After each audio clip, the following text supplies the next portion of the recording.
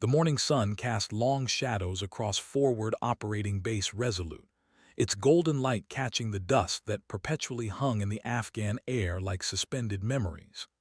Technical Sergeant Lydia, Whisper, Kavach moved methodically around the AH-64D Apache longbow, her weathered hands working the squeegee across the cockpit glass with practiced precision.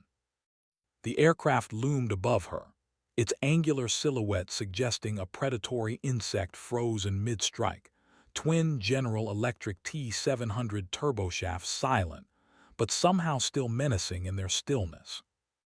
Most ground crew avoided the Apache, not out of fear but out of something deeper, respect that bordered on reverence. These machines were angels of death, carrying enough firepower to level city blocks, yet requiring the delicate touch of a surgeon to maintain. Whisper understood this paradox better than most. She had learned it the hard way, through fire and loss, through nights when the screaming of turbines mixed with the screaming of men, creating a symphony that never quite left your ears. The insignia caught her eye as she worked, a small, almost invisible marking reflected in the curved glass. It shouldn't have been there. Every aircraft in the 160th Special Operations Aviation Regiment underwent rigorous inspection, every bolt catalogued, every panel scrutinized. Yet there it was, etched so faintly into the glass that only the right angle of morning light revealed its presence. A winged serpent coiled around a lightning bolt, with 3 stars beneath. Captain Marcus Reaper Rodriguez emerged from the operations tent, flight suit already damp with sweat despite the early hour. His eyes found Whisper immediately, as they always did during pre-flight. She was known throughout the base as the best maintenance chief they'd ever had, though few knew why she'd been transferred from flight status to ground crew 18 months ago. The official records were classified.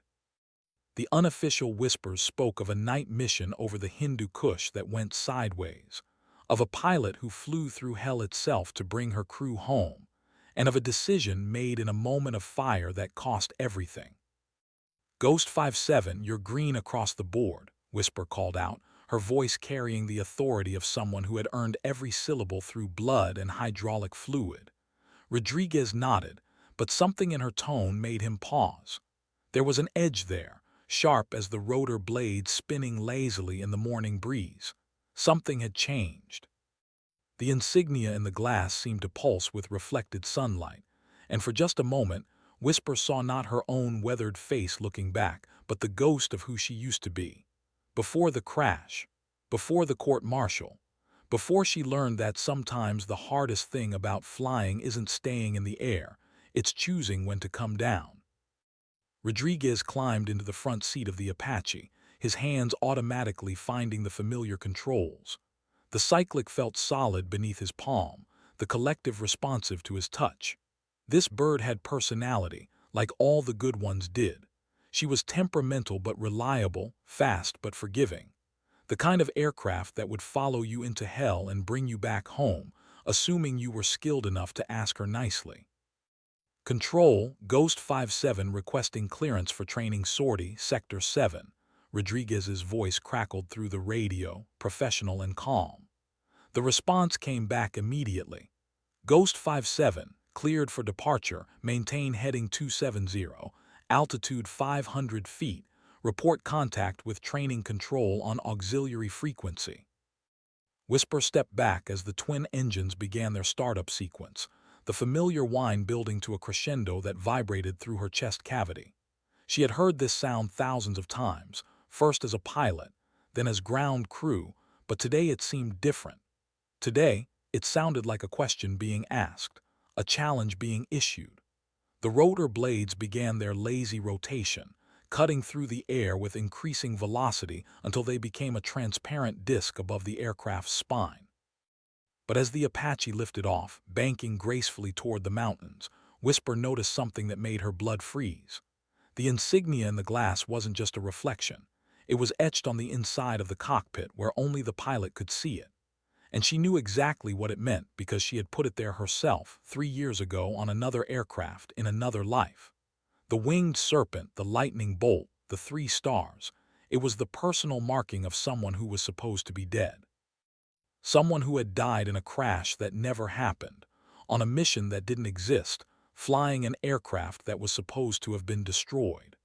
But if the Insignia was here, in this Apache, then either she was losing her mind, or the past was about to catch up with everyone at FOB Resolute in ways they couldn't possibly imagine. The radio crackled to life. All stations, this is Overwatch. We have unidentified aircraft inbound, multiple contacts, bearing 045, estimated time to contact 12 minutes. Condition red, repeat, condition red. Rodriguez's voice cut through the static, professional but tense. Control, Ghost 57, I'm seeing multiple fast movers on scope. Request immediate vector to intercept. The response was swift. Ghost 57, negative on intercept, return to base immediately, acknowledge. But Rodriguez was already banking hard left, the Apache's airframe groaning under the sudden G-forces. Through his helmet's targeting system, he could see them, 6 aircraft in tight formation, flying low and fast through the mountain passes. Their configuration was wrong, their flight pattern aggressive, and their radar signatures were completely unknown. These weren't coalition forces, and they weren't flying like friendlies. On the ground, Whisper watched the tactical display in the operations center, her hands gripping the edge of the console until her knuckles turned white. The symbols on the screen moved with purpose, precision, and most terrifyingly, with intimate knowledge of FOB Resolute's defensive capabilities. They were avoiding the SAM sites, skirting the radar dead zones, approaching from exactly the angle that would minimize their exposure to ground-based fire. "Sir," she said to Colonel James Ironside Patterson, the base commander, "they're flying our own playbook. Someone's given them our tactical protocols." Patterson's face remained impassive, but his eyes betrayed him. He had seen this before in classified briefings that technically didn't exist, involving operations that officially never happened. The kind of operations that created ghosts, both literal and metaphorical. The first explosion came without warning, a thunderclap that shattered windows and sent personnel diving for cover. The attackers had struck the motor pool with surgical precision, their ordnance perfectly placed to disable vehicles without triggering secondary explosions. It was a message, not an attempt at maximum casualties.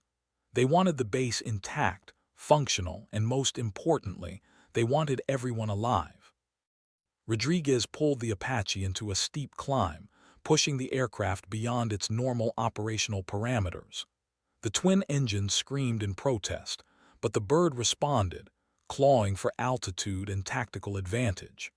Through his targeting pod, he could see the attacking aircraft clearly now, sleek, angular, with a configuration he didn't recognize but somehow felt familiar. Their movements were too coordinated, too perfect, like a ballet choreographed by someone who understood aerial combat at a level that transcended mere training. Ghost 57 to control, I have visual on hostiles, requesting weapons free, Rodriguez transmitted, his finger hovering over the trigger for the 30mm chain gun. The silence that followed lasted 3 heartbeats too long, and when the response came, it carried an undertone of uncertainty that Rodriguez had never heard from base control before. Ghost 57, hold fire, repeat, hold fire. Maintain observation only, acknowledge. The order made no tactical sense, but it was an order nonetheless. Rodriguez acknowledged with professional restraint while his tactical mind raced through possibilities, none of them good. Below, Whisper stared at the radar display as the unknown aircraft completed their attack run and began a climbing turn toward the south. Their formation was textbook perfect, their spacing optimal, their execution flawless. But it was more than professional competence that caught her attention. It was the way they flew, with an almost artistic grace that spoke of years of experience, of countless hours spent pushing aircraft beyond their design limitations, of the kind of skill that could only be earned through survival. The radio crackled with chatter from across the base, damage reports, casualty counts, status updates. But underneath the professional military communications, Whisper detected something else: fear. Not the healthy fear that kept soldiers alive, but something deeper, more primal. The fear that came from encountering something that shouldn't exist, something that challenged the fundamental assumptions about how the world worked. The attackers hadn't just struck a military target. They had shattered the illusion of control that allowed people to function in a war zone. Colonel Patterson's voice cut through the radio chatter. "All stations, this is Ironside. Implement DEFCON 2 protocols immediately. No personnel movement without authorization. Maintain radio discipline. This is not a drill." The formality of his words couldn't disguise the tension underneath, the recognition that something had fundamentally changed at FOB Resolute, and that change might cost them everything. Rodriguez brought the Apache into a wide orbit around the base, his eyes scanning the surrounding mountains for any sign of movement. The attacking aircraft had vanished as suddenly as they had appeared, leaving behind only damage, questions, and the lingering scent of jet fuel hanging in the morning air. Through his helmet's heads-up display, he could see Whisper on the ground, a small figure standing motionless beside the maintenance hangar, looking up at the sky as if waiting for answers that would never come. But answers did come, in the form of a single radio transmission on a frequency that officially didn't exist, using a call sign that should have died with its pilot 3 years ago. Phoenix Base, this is Banshee Prime. Package delivered, mission complete. The dead remember everything, and today, the living will learn what ghosts can do when they're tired of being forgotten. The transmission lasted exactly 15 seconds before dissolving into static, but those 15 seconds changed everything. Because Whisper recognized the voice, recognized the call sign, and most importantly, recognized the promise of violence that lay coiled beneath the words like a serpent preparing to strike. Banshee Prime was Majora Ghost Castellanos, and Ghost was supposed to be dead, killed in action during Operation Nightfall.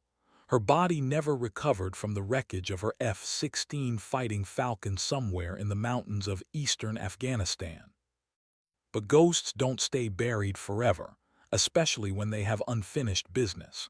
And as Whisper stood in the dust and debris of FOB Resolute, watching Rodriguez bring the Apache in for landing, she realized that the war they thought they were fighting was about to become something entirely different, something personal, something that would force everyone to confront the lies they had told themselves about honor, duty, and the price of survival in a world where the line between hero and villain was written in blood and erased by necessity. The Apache touched down with mechanical precision, its rotor blades gradually slowing as Rodriguez ran through the shutdown procedures. But even as the engines wound down, Whisper could hear something else in the distance, the sound of more aircraft approaching, their engines singing a different song, one that spoke of vengeance and revelation. The insignia in the glass had been a warning, she realized now. A message from the dead to the living, telling them that some sins could never be forgiven, and some truths could never be buried deep enough. Rodriguez climbed out of the cockpit, his flight suit soaked with sweat, his hands trembling slightly with the aftereffects of adrenaline. He had flown combat missions over 3 tours of duty, had faced SAMs and AAA and every form of death the enemy could devise, but he had never felt anything like the chill that had run down his spine when he heard that radio transmission. Banshee Prime. Even the name carried weight, like a curse spoken in a dead language. "Whisper," he called out, his voice barely audible over the sound of the cooling engines. "That insignia in the glass, you put it there, didn't you?" She turned to face him, and for the first time since he had known her, Rodriguez saw something in her eyes that he had never seen before: fear. Not the tactical fear of combat, but the deeper fear that came from knowing that the past was about to become the present, and that some debts could only be paid in blood. 3 years ago, she said, her voice steady despite everything, there was an operation. Black budget, no official records, the kind of mission that never happened. We called it Operation Nightfall, and it was supposed to be simple: surgical strike against a high-value target, in and out before anyone knew we were there. But intelligence was wrong. The target was a trap, and we lost everything. Aircraft, crews, the entire strike package. Officially, it was a training accident. Equipment malfunction. No survivors. Rodriguez nodded slowly, pieces of a puzzle beginning to fit together in ways that made his stomach clench. But there were survivors. One, Whisper confirmed. Majora Castellanos, call sign Ghost, later changed to Banshee Prime when she transferred to Special Activities Division. Best pilot I ever flew with, and I've flown with the best. She had a gift, the kind that comes along once in a generation. Could make an aircraft do things that violated physics, could thread a needle at Mach 2, could fly through a thunderstorm and come out the other side without a scratch. But more than that, she had the heart for it. The kind of person who would fly through hell itself to bring her people home. What happened to her? Whisper's eyes found the mountains to the east, where the morning sun was painting the peaks in shades of gold and crimson. She found out the truth about Operation Nightfall. Found out that it wasn't intelligence failure that got her people killed. It was betrayal. Someone in the chain of command had sold them out, had given the enemy everything they needed to set the perfect trap. And when Ghost tried to expose it, tried to get justice for her crew, she discovered that the betrayal went all the way to the top. The implications hit Rodriguez like a physical blow. They tried to silence her. They tried to kill her, Whisper corrected. Made it look like an accident, another equipment malfunction. But Ghost was too good to die easy. She survived the crash, went underground, spent 3 years gathering evidence, building a case, preparing for this moment. And now she's back, and she's not interested in justice anymore. She wants revenge. On the horizon, Rodriguez could see more aircraft approaching, their silhouettes sharp against the morning sky. They flew in perfect formation, their movements synchronized like a dance of death. At their head was a single fighter, sleek and deadly, painted matte black with silver lightning bolts running along its fuselage. Even at this distance, Rodriguez could see the pilot in the cockpit, a figure that seemed to radiate menace and purpose in equal measure. "How many people know the truth?" Rodriguez asked, though he already suspected the answer. "About Operation Nightfall. Maybe a dozen scattered across different commands, different agencies. But about Ghost being alive, about her coming back," Whisper shook her head. "Until today, I thought I was the only one. But that insignia in your cockpit glass, that was her calling card. She's been watching us, studying us, preparing for this moment. And now she's here, and she's brought friends." The lead aircraft broke formation, diving toward the base in a steep attack profile that made Rodriguez's blood freeze. This wasn't a reconnaissance pass or a show of force. This was the beginning of something that would end only when all debts were paid and all secrets were exposed. The pilot in the black fighter was skilled beyond anything Rodriguez had ever encountered, flying with a precision that spoke of years of experience and a complete absence of fear. As the aircraft screamed overhead, Rodriguez caught a glimpse of the pilot through the canopy. Female, young, with short dark hair and eyes that seemed to burn with inner fire. She looked directly at him as she passed, and in that moment he understood that this was personal, not just for Ghost, but for all of them. The sins of the past had come home to roost, and payment would be extracted in full, with interest compounded by 3 years of planning and preparation. Colonel Patterson's voice crackled over the radio. "All stations, we have multiple inbound hostiles, unknown configuration, weapons status unknown. Implement DEFCON 1 protocols immediately. This is not a drill." But even as he spoke, Rodriguez could hear the uncertainty in his voice. Patterson knew something, had known all along, and now that knowledge was about to destroy them all. The black fighter pulled into a vertical climb, its engine singing a song of pure power and perfectly controlled violence. At the apex of its climb, it rolled inverted and dove toward the base again, this time releasing something that glinted in the morning sun as it fell. Not a bomb or missile, but something smaller, more precise. It struck the ground in the center of the base with minimal impact, kicking up a small cloud of dust. Rodriguez and Whisper ran toward the impact point, joining a small crowd of personnel who had emerged from their shelters to investigate. What they found wasn't an explosive device, but a message canister military grade, designed to survive high-velocity impact. Inside was a single sheet of paper with a message written in precise block letters. The dead do not forget. Justice will be served. Those responsible have 24 hours to surrender themselves. After that, we take what we came for. It was signed with the same insignia that had appeared in the Apache's cockpit glass. The winged serpent coiled around a lightning bolt, with 3 stars beneath. But now Rodriguez understood what the 3 stars represented, not rank or achievement, but the 3 crew members who had died during Operation Nightfall, the 3 people whose deaths had created the ghost that was now coming for revenge. "She's giving them a chance," Whisper said quietly, reading the message over Rodriguez's shoulder. 24 hours to do the right thing, to confess and face justice. It's more than they gave her crew. And if they don't surrender? Whisper's eyes found the black fighter, now circling high above the base like a predatory bird. Then Ghost becomes Banshee Prime, and everyone learns why the dead don't stay buried forever. Above them, the circle of aircraft continued their orbital pattern, patient and implacable. They had time, resources, and most importantly, they had nothing left to lose. The personnel at FOB Resolute could run, could hide, could call for reinforcements, but eventually, the truth would surface. And when it did, the cost of 3 years of lies and cover-ups would be paid in full, with interest that had been accumulating since the night Operation Nightfall became Operation Betrayal. Rodriguez looked up at the circling aircraft and realized that he was watching the end of one story and the beginning of another. The question was whether FOB Resolute would survive long enough to see how it ended, and whether anyone would be left alive to tell the tale of the ghost who came back from the dead, to balance the scales of justice with blood and fire.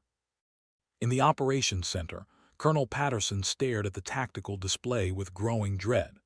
The circling aircraft maintained perfect spacing, perfect altitude, perfect discipline. They weren't just any pilots. They were the best, hand-picked and trained to a level that exceeded even special operations standards. And they were being led by someone who had intimate knowledge of every defensive system, every weakness, every tactical protocol that FOB Resolute possessed. His secure phone rang with the distinctive tone that indicated a call from his superior, General Marcus Steele Hawthorne, the man who had orchestrated Operation Nightfall and its subsequent cover-up. Patterson answered on the second ring, his voice professionally neutral despite the chaos surrounding him. "Report." Hawthorne's voice was clipped, precise, carrying the authority of someone accustomed to being obeyed without question. "Sir, we have multiple unknown aircraft maintaining orbit around the base. They've delivered what appears to be an ultimatum, demanding surrender of personnel responsible for Operation Nightfall. No casualties yet, but their capabilities appear to be significant." The silence that followed lasted exactly 10 seconds, and when Hawthorne spoke again, his voice carried a different quality, not authority but fear. "Patterson, I want you to listen very carefully. Those aircraft are not unknown. They're piloted by personnel who were officially declared killed in action 3 years ago, personnel who have spent that time preparing for this moment. You are dealing with the most dangerous pilots in the world, led by someone who has nothing left to lose." Patterson felt his stomach drop. "Sir, are you saying?" "I'm saying that the chickens have come home to roost, Colonel. And unless we handle this very carefully, FOB Resolute is about to become ground zero for a reckoning that's been 3 years in the making." Outside, the black fighter broke from its orbital pattern and dove toward the base in a high-speed pass that made the air itself seem to scream. As it flashed overhead, Rodriguez could see details that made his blood run cold. The aircraft was a modified F-22 Raptor, painted in a configuration that didn't exist in any official manual, carrying weapons that shouldn't have been available to anyone outside of black-budget special access programs. But it was the pilot that truly terrified him. Through the canopy, he could see her clearly now, Majora Banshee Prime Castellanos, the ghost who had come back from the dead to settle accounts. Her face was calm, professional, showing no emotion despite the magnitude of what she was about to undertake. She flew with the confidence of someone who had already accepted death, who had moved beyond fear into a realm where only justice mattered. As the F-22 pulled into another vertical climb, Rodriguez realized that the next 24 hours would determine not just the fate of Fob Resolute, but the fate of everyone who had been involved in the conspiracy that had created this ghost in the first place. The dead were about to have their day in court, and the living were about to learn that some debts could never be forgiven, only paid in full, with blood and fire and the screaming of jet engines in the morning sky. The morning sun climbed higher, painting the mountains in shades of gold and crimson, while above Fob Resolute, the circle of aircraft continued their patient vigil. Time was running out, and everyone below knew it. The ghost of Operation Nightfall had returned to finish what had been started 3 years ago, and this time there would be no survivors among the guilty. 24 hours. The clock was ticking, and with each passing second, the temperature of revenge grew hotter, more focused, more deadly. The dead do not forget, and today, the living would learn that some sins follow you beyond the grave, carried by angels of vengeance who fly faster than sound and strike with the precision of divine justice. In the end, it wasn't about the aircraft or the weapons or the tactical superiority.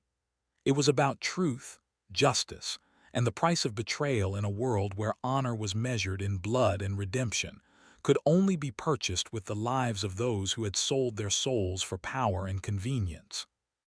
The ghost had come home, and hell was coming with her. The first 12 hours passed with the slow agony of a countdown to execution.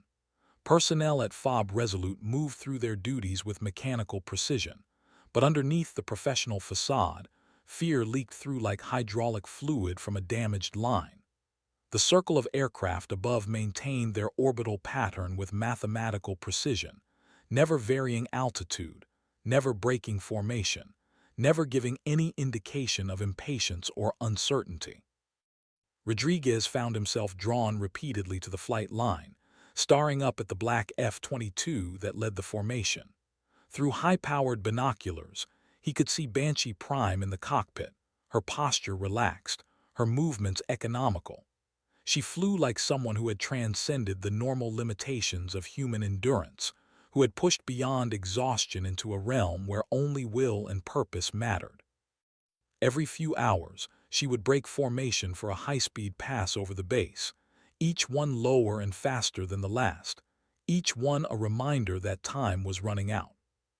Whisper spent the day in the maintenance hangar, ostensibly working on routine repairs, but actually monitoring radio frequencies that officially didn't exist. The chatter she intercepted painted a picture of increasing desperation among higher command levels. Calls were being made to Washington, to Langley, to facilities whose names were classified above her clearance level, but no help was coming. Fob Resolute had been cut loose, abandoned to face the consequences of decisions made by men who were now safely behind concrete walls and security clearances. Ghost 57 to maintenance, Rodriguez's voice crackled through the hangar speakers. Request immediate inspection of targeting systems. I'm seeing anomalies that don't match any known configuration. Whisper keyed her radio, understanding immediately what he wasn't saying directly. The circling aircraft weren't just maintaining orbit. They were painting targets, mapping defensive positions, calculating firing solutions with the patience of surgeons preparing for a delicate operation. Colonel Patterson aged a decade in those 12 hours. The secure communications that flooded his office carried increasingly desperate suggestions, evacuation protocols, reinforcement requests, even proposals for preemptive strikes against the circling aircraft. But Patterson knew, with the clarity that comes from staring directly at one's own mortality, that none of those options would work. The pilots above weren't just superior in skill and equipment, they were superior in motivation, and that made them unbeatable. At 1800 hours, 6 hours before the ultimatum expired, a new transmission crackled across all frequencies simultaneously. Fob Resolute, this is Banshee Prime. You have received our terms. You have seen our capabilities.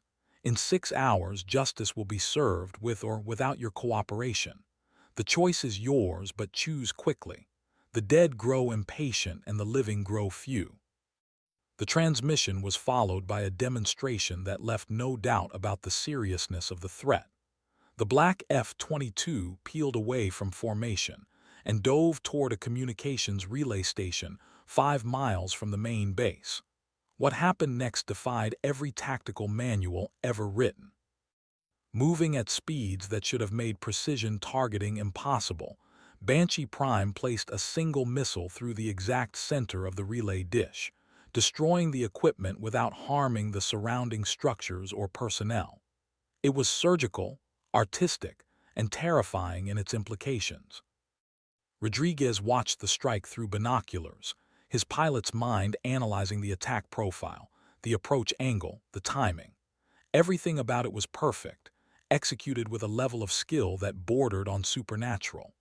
But it was the message that truly chilled him. This wasn't just about revenge. It was about demonstrating capabilities that no one at FOB Resolute could match, capabilities that had been honed during 3 years of preparation for this single moment. "They're not just here for Patterson," Whisper said quietly, joining Rodriguez at the observation post. "They're here for everyone who knew and did nothing, everyone who helped cover it up, everyone who chose convenience over conscience." Her words hung in the air like smoke from burning aircraft, acrid and impossible to ignore. As darkness fell over the mountains, the circling aircraft became points of light against the star-filled sky, their navigation strobes blinking in perfect synchronization. They looked almost peaceful from a distance, like fireflies dancing in the night. But Rodriguez knew better. They were harbingers of judgment, angels of death flying in formation, waiting for the moment when patience would transform into violence and the sky would burn with the fire of long-delayed justice. In his office, Colonel Patterson sat alone with a loaded .45 caliber pistol on his desk, staring at a photograph of his wife and children. The secure phone had stopped ringing hours ago, a silence more ominous than any threat. He had been abandoned by his superiors, left to face the consequences of their collective sins. But in the growing darkness, with the sound of jet engines circling overhead like mechanical vultures, Patterson began to understand that perhaps abandonment was the least of his problems. Outside, the night wind carried the scent of jet fuel and the promise of violence. The countdown continued, each passing second bringing FOB Resolute closer to a reckoning that had been 3 years in the making. Above them, the ghost of Operation Nightfall maintained her vigil, patient as death itself, waiting for the moment when the living would finally pay the price for the sins of the past. The radio crackled one final time before midnight. 6 hours remaining. The dead remember everything. Choose wisely. Then silence, broken only by the eternal sound of aircraft engines singing their song of judgment against the star-filled Afghan sky. At 200 hours, with 4 hours remaining before the ultimatum expired, Colonel Patterson made his decision. The weight of the .45 felt solid in his hand, its grip textured with the sweat of fear and resignation. But instead of raising it to his temple, he set it carefully on the desk and reached for the radio microphone. His voice, when it came, was steady despite the tremor in his hands. "Banshee Prime, this is Ironside Actual. I request parley under flag of truce. I have information regarding Operation Nightfall that you need to hear before you proceed with your justice." The response came immediately, as if Ghost had been waiting for this exact moment. "Ironside Actual, this is Banshee Prime. You have 30 minutes to present yourself at the center of the airfield, unarmed, alone. Any deviation from these instructions will result in immediate termination of negotiations." The transmission ended with a finality that left no room for misunderstanding. Patterson stood slowly, his knees protesting after hours of sitting in the same position. He removed his sidearm, his radio, everything except the single manila folder that contained the classified documents he had kept hidden for 3 years. The documents that proved his own complicity, but also revealed the true scope of the conspiracy that had led to Operation Nightfall.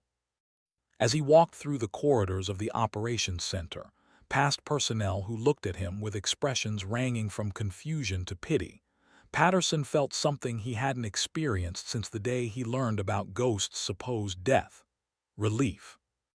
The airfield was bathed in harsh white light from portable floodlights that had been hastily erected around the perimeter. In the center, exactly where the message canister had landed 12 hours earlier, Patterson stood alone, the manila folder clutched against his chest like a shield. Above him, the formation of aircraft continued their orbital pattern, but now he could see them clearly. 6 F-22 Raptors, each one modified beyond standard specifications, each one carrying enough firepower to level the entire base.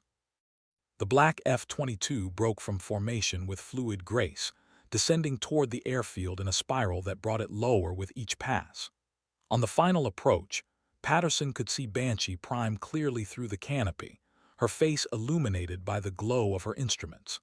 She looked exactly as he remembered from 3 years ago, unchanged by time or trauma, as if she had been preserved in some realm beyond ordinary human experience. The Raptor touched down with barely a whisper, its advanced landing systems absorbing the impact so smoothly that it seemed to float onto the runway. The engine spooled down to idle, but didn't shut off, a clear indication that this meeting would be brief, and that departure could come at any moment.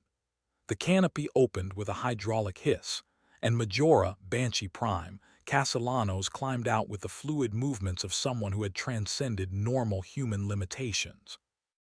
She was smaller than Patterson remembered, but that only made her more intimidating. Every movement was precise, economical, speaking of years spent hunting both body and mind into perfect instruments of war. She wore a flight suit that was matte black with silver lightning bolts along the arms and legs, and when she removed her helmet, her dark hair fell across her shoulders like liquid shadow. But it was her eyes that truly terrified Patterson. They held no anger, no rage, only the cold certainty of someone who had already decided his fate. Colonel Patterson, her voice was steady, professional, carrying no trace of the emotions that must have been churning beneath the surface. You have something to tell me about Operation Nightfall. Speak quickly. My patience is not infinite and the dead grow restless. Patterson opened the manila folder with hands that trembled despite his best efforts to remain composed. The target intelligence for Operation Nightfall was fabricated, he said, his voice barely above a whisper. There was no high-value target, no weapons cache, nothing strategic about the location. It was a setup from the beginning, designed to eliminate your strike package. Ghost's expression didn't change, but something shifted in her posture, like a predator focusing on wounded prey. Who ordered the fabrication? General Hawthorne, with approval from Deputy Director Morrison at CIA and authorization from Secretary Coleman at Defense. But the actual intelligence came from someone else, someone who knew your capabilities, your tactics, your crew's psychological profiles. Patterson paused, swallowing hard. Someone who had been watching you for months, studying you, learning everything about how you operated. Give me a name. Patterson's hands shook as he pulled out a photograph from the folder. Major David Shadowfax McKenna, your former wingman, your friend. He was working for a private military contractor that wanted access to the classified technology in your aircraft. The plan was to force a crash landing in controlled circumstances, recover the equipment, and eliminate any witnesses. But they underestimated your crew's ability to fight back. For the first time since landing, Ghost showed emotion. Her jaw clenched slightly, her hands curling into fists. Shadowfax sold us out for money. $30 million deposited in offshore accounts over 6 months. But there's more. Patterson pulled out another document. After your crew was killed and you were presumed dead, McKenna was promoted to lieutenant colonel and given command of a new squadron equipped with the same technology he helped steal. He's been using information gained from your deaths to advance his career. Ghost stared at the document for a long moment, her breathing slow and controlled. When she looked up, Patterson saw something in her eyes that made him take an involuntary step backward. It wasn't anger or rage. It was something far more dangerous. It was the absolute certainty of someone who had found their target and was calculating the most efficient method of destruction. "Where is McKenna now?" she asked, her voice so quiet that Patterson had to strain to hear it over the idling engines. "Ramstein Air Base, Germany. Squadron Commander, 52nd Fighter Wing. He's scheduled to testify before a congressional committee next week about aviation safety protocols." Patterson hesitated, then continued. "He's going to use your crew's deaths as examples of why current training standards need to be revised."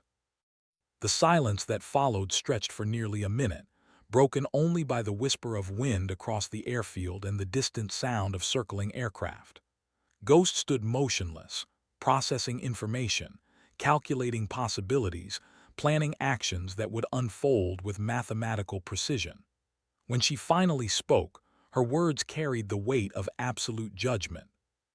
"You have 1 hour to evacuate all non-essential personnel from this base. Anyone who remains after that time will be considered complicit in the crimes of their superiors. Tell General Hawthorne that justice is coming, and that no amount of concrete or classification levels will protect him. Tell Deputy Director Morrison that the dead have long memories and longer reach. And tell Secretary Coleman that some debts can only be paid in blood." Patterson nodded, understanding that he had just witnessed the moment when patience transformed into action, when 3 years of planning became 3 days of execution. "What about McKenna?" Ghost's smile was sharp as a blade, cold as vacuum. "McKenna is mine. He betrayed his wingman, sold out his friends, and built his career on their graves. When I find him, he's going to learn that some sins follow you beyond the grave, and that justice delayed is not justice denied." She turned back toward her aircraft, then paused. "Patterson, you have a choice to make. You can run, hide, try to disappear into the vast bureaucracy that created this mess, or you can stand and face judgment like a soldier. Either way, this ends in 3 days. The only question is whether you'll meet your fate with honor or cowardice." Without waiting for a response, Ghost climbed back into the cockpit of the black F-22. The canopy closed with a hydraulic hiss, the engine spooled up to full power, and within seconds she was airborne again, climbing toward the formation that waited patiently overhead. As the aircraft disappeared into the darkness, Patterson was left alone on the airfield, holding documents that condemned him and his superiors to whatever justice the ghost of Operation Nightfall deemed appropriate.